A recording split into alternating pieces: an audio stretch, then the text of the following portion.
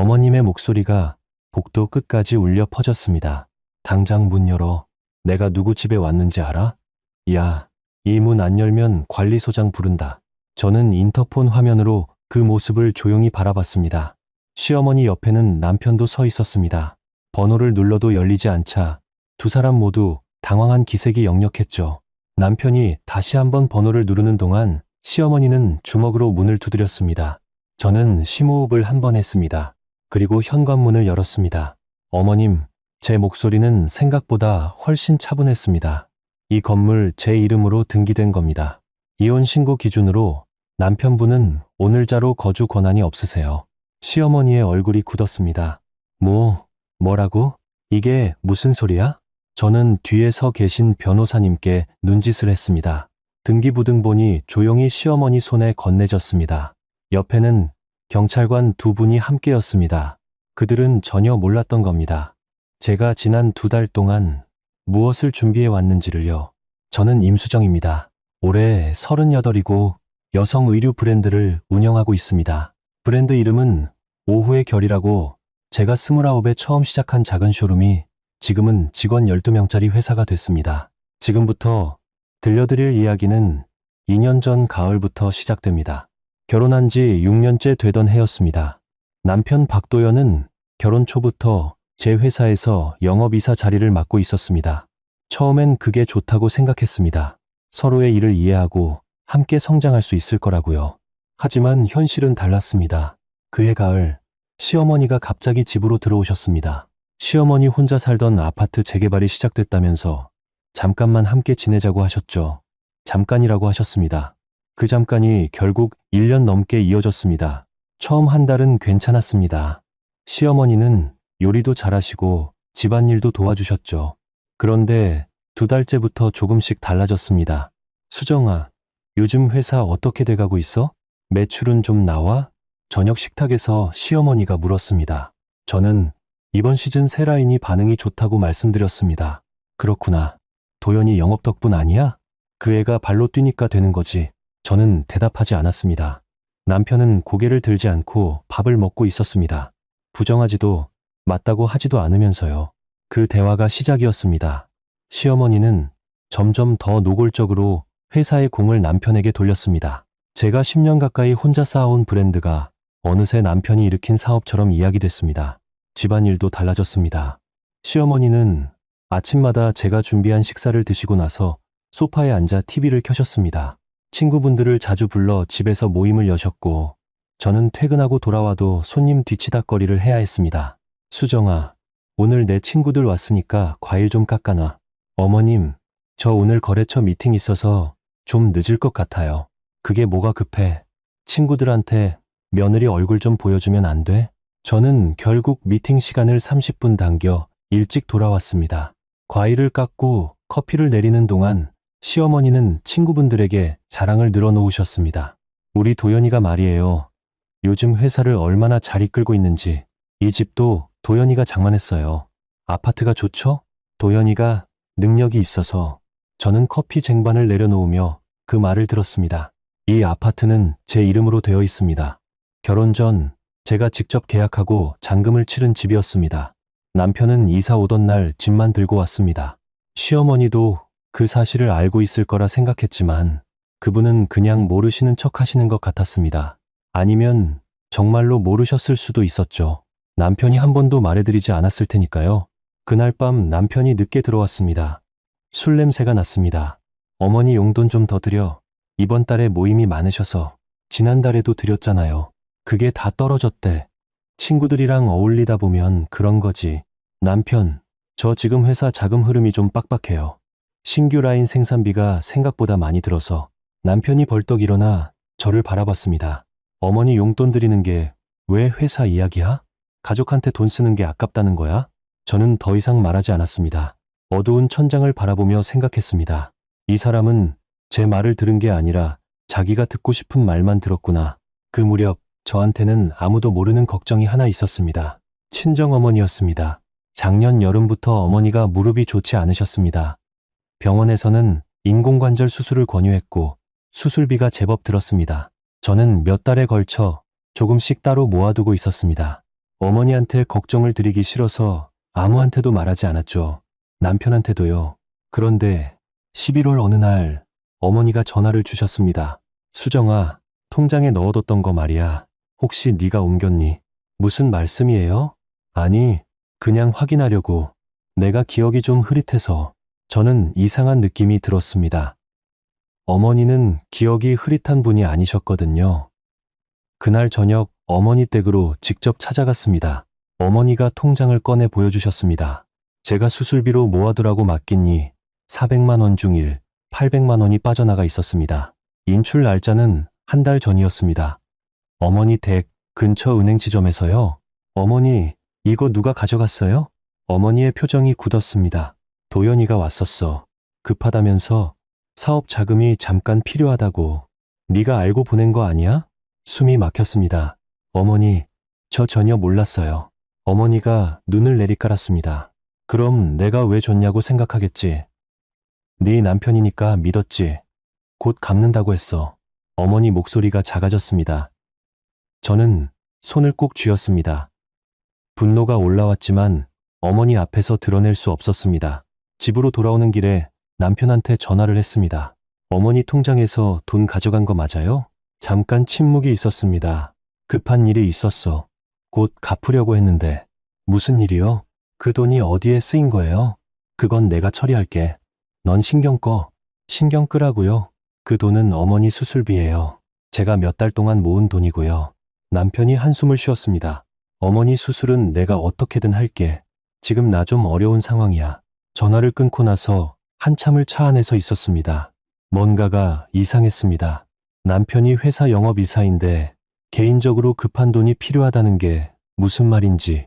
회사 자금은 제가 관리하고 있었으니 그쪽은 아닐 테고. 그로부터 며칠 뒤였습니다. 회사의 남편 카드 내역을 확인할 일이 있었습니다. 거래처 접대비 항목을 정산하면서였죠. 재무팀 담당자가 서류를 건네며 말했습니다. 대표님, 박 이사님 카드 내역에 좀 이상한 부분이 있어요. 어떤 부분이요? 거래처 접대라고 올리셨는데 실제 미팅 일정이랑 안 맞는 날짜들이 있어요. 그것도 금액이 꽤 커요. 저는 서류를 펼쳤습니다. 고급 레스토랑, 호텔 라운지, 백화점 VIP 라운지, 한 번에 150만 원에서 300만 원씩. 날짜를 확인하니 남편이 늦게 들어왔던 날들과 일치했습니다. 실제 거래처에 확인해 주세요. 그날 미팅이 있었는지. 이틀 뒤 재무팀장이 다시 왔습니다. 표정이 좋지 않았습니다. 대표님, 거래처 측에서는 그날 미팅 없었다고 하네요. 제가 확인한 13건 중에 11건이 허위 접대입니다. 숨이 막혔습니다. 저는 법무팀에도 요청했습니다. 남편이 진행한 계약건들을 전수 검토해달라고요. 며칠 뒤 법무팀장이 보고서를 가지고 왔습니다. 대표님, 심각한 상황입니다. 박 이사가 허위로 보고한 계약이 4건입니다. 계약이 성사된 것처럼 보고해서 성급금을 받아간 경우도 있고 실제 계약 금액을 부풀린 경우도 있어요. 차액이 개인 계좌로 들어간 것 같습니다. 그때 어머니 통장에서 빠져나간 800만 원이 왜 생겼는지 이해됐습니다. 회사에서 뺀 돈으로는 부족했던 겁니다. 그날 밤 저는 남편을 기다렸습니다. 자정이 넘어 들어온 남편이 저를 보더니 표정이 굳었습니다. 왜 안 자고 있어? 안 자요. 무슨 일이야? 저는 파일 하나를 건넸습니다.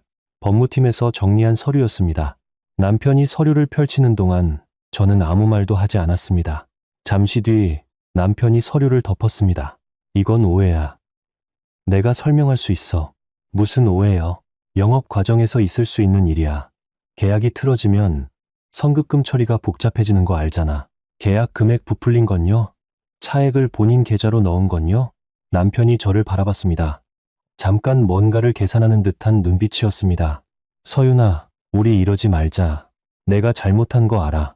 근데 이걸 회사 문제로 키우면 결국 우리 다 힘들어지는 거야. 저는 남편을 바라봤습니다. 수정이에요. 제 이름. 남편이 멈칫했습니다. 7년 만에 처음으로 제 이름을 제대로 불러달라고 말한 순간이었습니다. 그날 밤 저는 잠을 자지 않았습니다. 새벽 4시까지 회사 자료들을 들여다보며 생각했습니다. 이 사람은 제가 모를 거라고 생각했겠죠. 제가 매일 브랜드 운영에 바빠서 숫자까지 들여다볼 여유가 없을 거라고요. 하지만 저는 이 회사를 10년 동안 혼자 키운 사람입니다. 다음 날 저는 변호사를 만났습니다. 가족으로 소개받은 김현주 변호사님이었습니다. 차분하고 꼼꼼한 분이셨습니다. 임 대표님, 자료 보니까 횡령 혐의는 충분히 성립됩니다. 이혼도 같이 진행하시려고요? 네. 그리고 어머니 통장 건도요. 그건 배우자가 장모님을 상대로 사기에 가깝습니다. 같이 진행 가능합니다.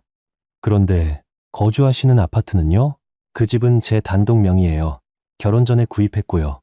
아, 그럼 재산분할 대상이 아니네요. 훨씬 간단해집니다. 김 변호사님이 잠깐 멈추셨습니다. 임 대표님, 준비가 꽤 되어 계시네요. 아직 시작이에요. 라고 생각했습니다. 그 무렵 시어머니는 집안에서 더욱 기세등등해져 있었습니다. 남편이 회사에서 어려움에 처한 걸 눈치챘는지 아니면 원래부터 그러셨는지 이 집이 자기 아들 덕분에 유지된다는 확신이 점점 강해지시는 것 같았습니다. 수정아, 이 거실 소파 좀 바꿔. 색이 지겨워. 어머님, 지금 당장 바꿀 계획은 없어요. 왜? 돈이 없어? 도연이한테 말할까? 저는 대답하지 않았습니다. 시어머니는 제 대답을 기다리지 않고 TV 채널을 돌렸습니다. 그날 저는 처음으로 이 집에서 나가달라고 말해야겠다고 생각했습니다. 아니, 정확히는 이분들이 나가야 할 이유가 충분하다는 걸 알았습니다. 이 집은 제 집이었으니까요. 남편의 횡령 규모는 생각보다 컸습니다. 재무팀이 전수조사를 마쳤을 때 총 금액이 1억 9천만 원을 넘었습니다. 허위 접대비, 계약 차익, 외부 용역비 과다 계상, 제 회사가 10년 동안 쌓아온 돈이었습니다. 저는 이사회 소집을 준비했습니다. 동시에 저는 아파트 관련 서류들을 다시 한번 꼼꼼히 챙겼습니다. 등기부 등본, 매매 계약서, 잔금 납입 영수증, 결혼 전 제 이름으로 구입했고 취득 당시 남편과는 아직 교제 중이었으며 재정적 기여는 전혀 없었습니다. 그리고 한 가지 더 확인했습니다. 이 집 안에 있는 가전제품과 주요 가구들, 냉장고, 세탁기, 소파, 식탁, 구매 영수증을 찾아보니 전부 제 카드로 결제되어 있었습니다. 시어머니가 원하신다며 남편이 사온 안마의자도 식탁 위에 올려둔 도자기 세트도 전부 제 통장에서 나간 돈이었습니다. 저는 그 목록을 정리해서 김 변호사님께 보냈습니다. 이쪽도 일단 제 재산으로 확인해 두세요. 알겠습니다. 3월 초였습니다. 친정어머니가 결국 무릎 수술을 받으셨습니다. 수술비는 제가 따로 마련했습니다. 어머니한테는 보험 처리가 됐다고 말씀드렸습니다. 수술 후 처음 며칠은 병원에서 어머니 곁에 있었습니다. 남편한테 먼저 연락하지 않았습니다. 연락이 올지도 봤습니다. 이틀이 지나도 연락이 없었습니다. 사흘째 되던 날 밤 남편한테서 문자가 왔습니다. 어디야? 밥은? 저는 화면을 오래 바라봤습니다.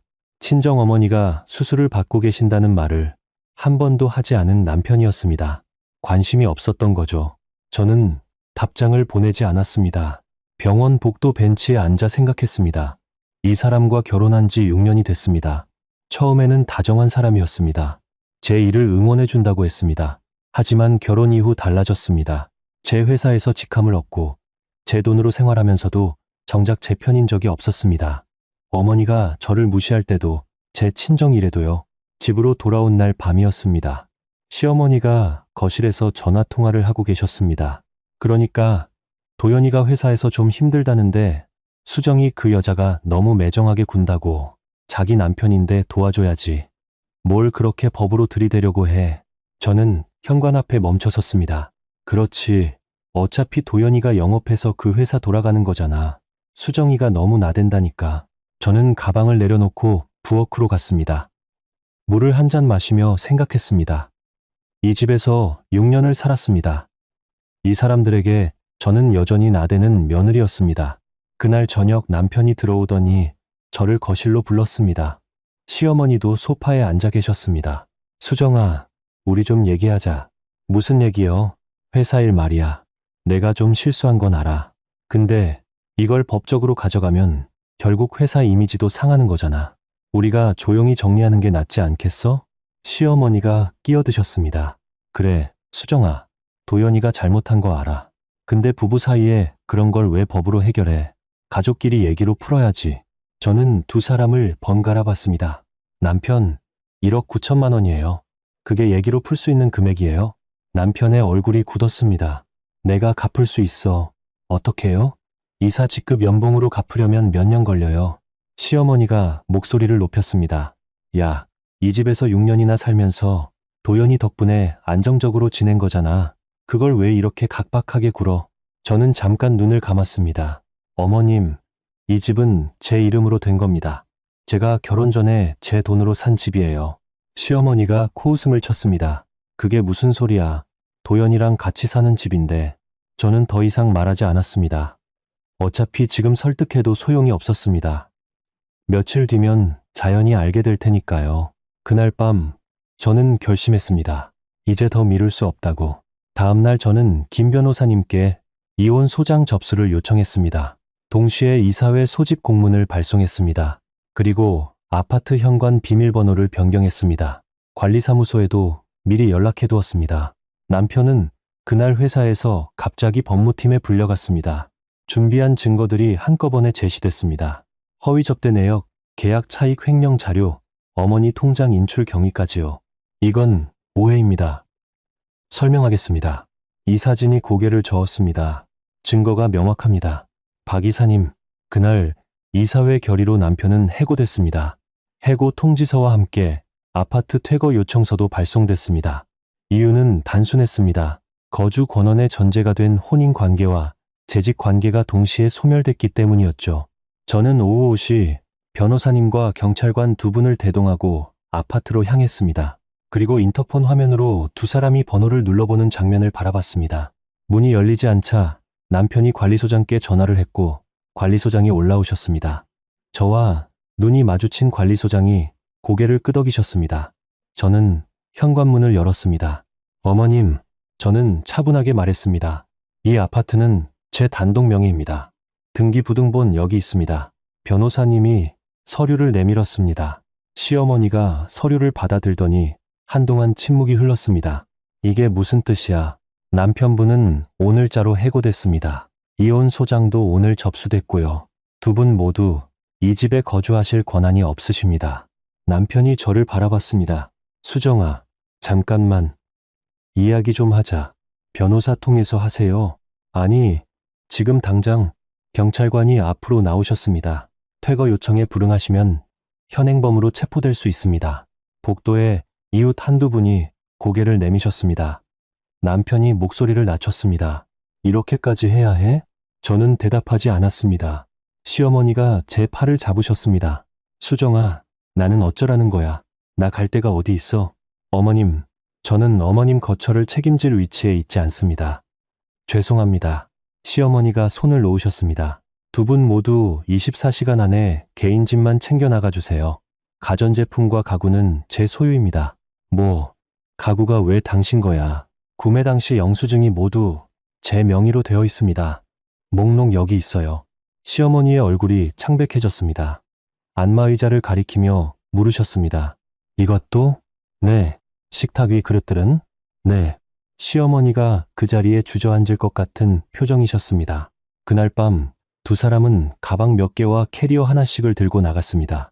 남편은 마지막으로 저를 바라봤습니다. 후회 안 해? 지금보다 더 후회할 것 같아서 이러는 거예요. 현관문이 닫혔습니다. 저는 거실에 혼자 서 있었습니다. 처음으로 이 집이 완전히 제 것처럼 느껴지는 순간이었습니다. 사람들이 떠나고 나서야 이 공간이 얼마나 조용해질 수 있는지 알았습니다. 그로부터 일주일 뒤 검찰에서 남편을 소환했습니다. 한 달 뒤 남편은 업무상 횡령 및 배임 혐의로 기소됐습니다. 재판은 2달간 이어졌습니다. 저는 법정에 한 번 나가 피해자 진술을 했습니다. 남편은 그 내내 고개를 숙이고 있었습니다. 판결은 징역 2년, 집행유예 4년이었습니다. 법원을 나서는데 시어머니가 복도에서 계셨습니다. 예전과는 다른 모습이었습니다. 옷도 수수해지셨고 얼굴에 핏기가 없었습니다. 수정아, 어머님, 내가 잘못했다. 진짜로 처음 듣는 말이었습니다. 저는 잠시 멈췄습니다. 이 말을 얼마나 기다렸는지 모릅니다. 하지만 기다렸던 것보다 훨씬 덜 울컥했습니다. 어머님, 그 말씀은 저보다 친정어머니께 먼저 하셔야 할 것 같아요. 통장에서 가져간 돈도 아직 남은 게 있고요. 시어머니가 고개를 떨구셨습니다. 저는 그냥 지나쳤습니다. 복도를 걸어 나오는데 발걸음이 예전보다 가벼웠습니다. 횡령 피해금 회수는 오래 걸렸습니다. 남편 명의 재산이 별로 없었거든요. 법무팀이 추적한 결과 일부는 소비된 상태였습니다. 총 1억 9천만 원 중 절반 정도를 돌려받는 것으로 정리됐습니다. 시어머니에 대한 민사 청구는 별도로 진행했습니다. 어머니 통장에서 인출해 간 800만 원에 대한 손해배상 청구였습니다. 시어머니 측에서 분할 상환 합의를 요청해 왔습니다. 저는 김 변호사님과 상의한 후 받아들였습니다. 더 오래 끌어봐야 실익이 없었으니까요. 여름이 지나고 가을이 됐습니다. 어느 날 저는 회사 창밖을 바라보다가 조용히 웃었습니다. 6년이었습니다. 이 사람들과 함께 지낸 시간이요. 길다면 길고 짧다면 짧은 시간이었는데 이상하게도 이제는 꿈처럼 느껴졌습니다. 재무팀장이 노크하고 들어왔습니다. 대표님, 이번 달 매출이 전달 대비 18% 올랐습니다. 신규 라인 반응이 좋아요. 잘 됐네요. 대표님, 요즘 많이 좋아 보이세요? 저는 잠깐 생각했습니다. 조용해서요. 재무팀장이 웃었습니다. 얼마 뒤 뜻밖의 소식을 들었습니다. 법무팀을 통해서였습니다. 대표님, 박 전 이사가 이혼 후 오세진이라는 분과 교제 중이었는데 그분도 최근에 연락을 끊었다고 하네요. 신경 안 써도 될 것 같아요. 그렇기는 한데 박 전 이사가 회사 접대비로 교제를 유지했던 정황이 있어서 추가 손해 청구가 가능할 것 같습니다. 진행해 주세요. 저는 다시 화면으로 시선을 돌렸습니다. 남편이 어떤 상황에 처해 있는지 딱히 궁금하지 않았습니다. 그분이 지금 어떤 선택을 하든 그건 그분 이야기였습니다. 10월 어느 날 퇴근길이었습니다. 버스 정류장 근처를 지나다가 낯익은 뒷모습을 봤습니다. 시어머니였습니다. 작은 수레를 끌고 편의점 앞에 서 계셨습니다. 전단지를 한 손에 쥐고 계셨는데 청소 도우미를 구한다는 내용 같았습니다. 1년 전 그분은 제가 깎아놓은 과일을 드시며 친구들한테 아들 자랑을 하셨습니다. 지금은 혼자 전단지를 돌리고 계셨습니다. 저는 그냥 지나쳤습니다. 발걸음을 멈추지 않았습니다. 동정이 없는 건 아니었습니다.